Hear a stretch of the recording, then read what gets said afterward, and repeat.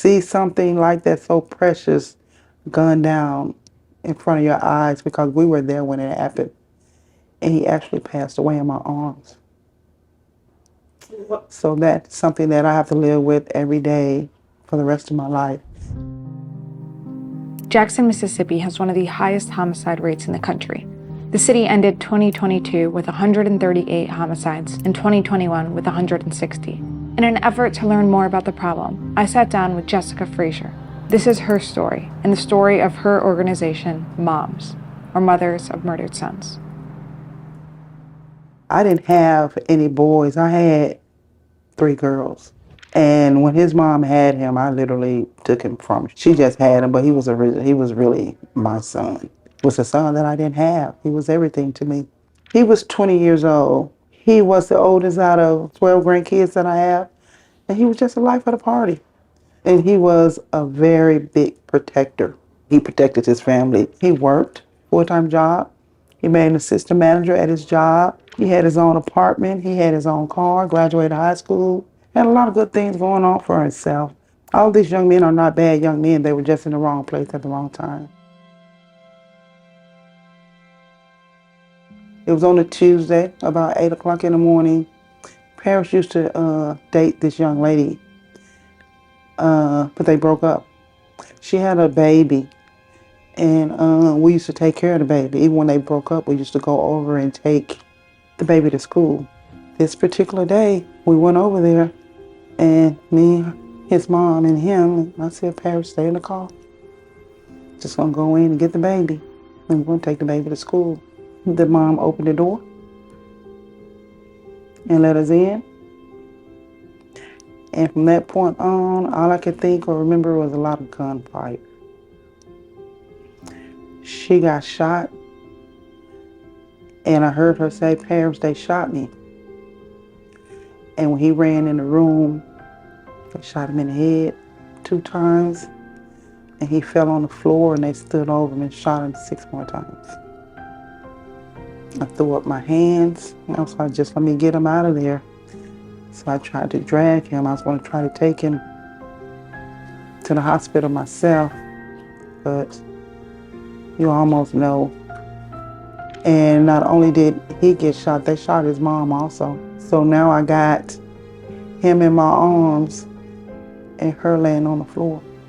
You have to make that tough decision when the ambulance comes as to who to take, your daughter or him. But the decision was easy because she was still moving and he wasn't.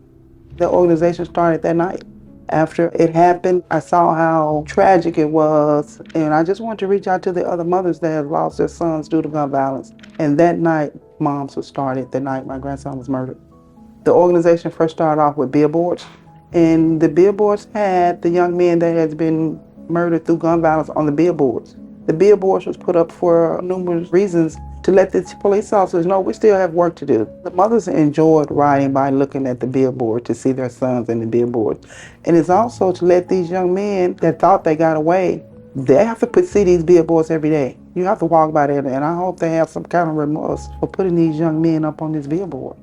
So we want these mothers and these young men to see that this isn't where you want to be. You know, talk to your sons, give your son a hug, because sometimes they're out in the street and they're looking for love. We get together and we do boot drives. We stand on the corner in 100-degree weather, taking them donations to help these mothers. I have had mothers in the organization that committed homicide, suicide, killed themselves because they just can't bear to live without their sons. I have mothers in the group that all 3 of their sons was on one of my billboards. She had 3 and all 3 of them was there. Right now I have 181 women in my group. We help take up donations, and we help pay for funerals. We help them periodically on their bills and help pay for tombstones and things like this. You know, whatever we can get out and do to help these mothers, because we have mothers that literally can't even get up out the bed to family to go to work. What we do is we get out to these detention centers and we catch these young men before they get out in the streets, and we try to reform them. And I bring mothers with me to tell their stories and beg them to not to put their mom in the situation we're in, because at the end of the day, no matter what you thought our son did, he was somebody's son.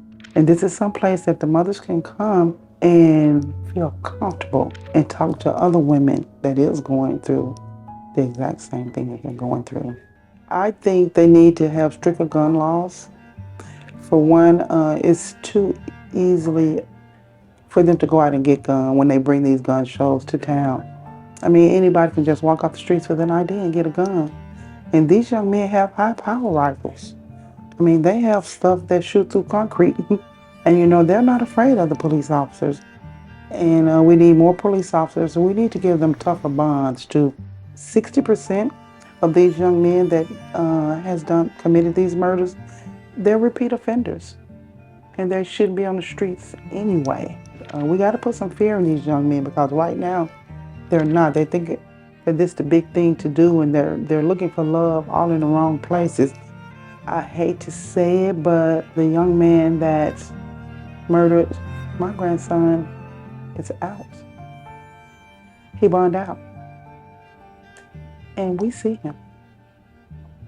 It's heartbreaking to see him just walk around and live his life, and we're dead inside.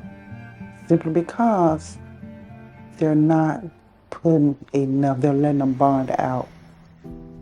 It happens everywhere. I have women that's in the group from Atlanta, Minnesota, Chicago, on the billboards. I mean, all over, it's happening everywhere. But at one point in time, like those last 2 or 3 years really did get bad for Jackson. And we all need to just pull together. Right now, these young men have to be big and tough and bad and try to put on this big facade like they're so tough, but deep down inside, they just need a hug. They just need somebody to tell them that they love them. What would you say if you could say anything to your grandson today, or would you wish you could say to him? I love you. And I miss you. Yeah. And they always say, how you be so strong? And to see, I think we're like maybe the only 3 people that's in the organization that was actually there when it happened. We didn't get a phone call saying that, you know, get here or do this or do that. We was actually there when it happened, and I think maybe that's why it's so heartfelt to us.